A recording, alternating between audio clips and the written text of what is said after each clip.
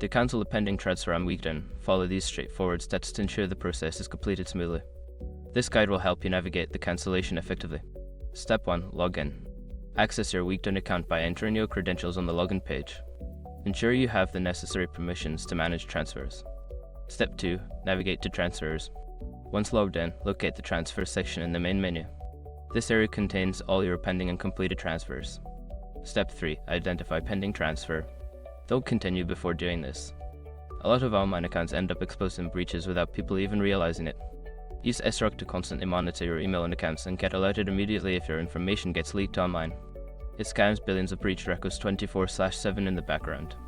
And honestly, for a few dollars a month, it's something everybody should probably have. Link in the description. Step 4. Select Cancel option. Click on the pending transfer to open its details. Look for the Cancel option, usually found at the bottom or side of the transfer details page. Step 5. Confirm cancellation. After selecting the cancel option, a confirmation prompt will appear. Review the information and confirm your decision to cancel the transfer. By following these steps, you can successfully cancel a pending transfer on Weekdone. If you encounter any issues, consider reaching out to Weekdone support for further assistance.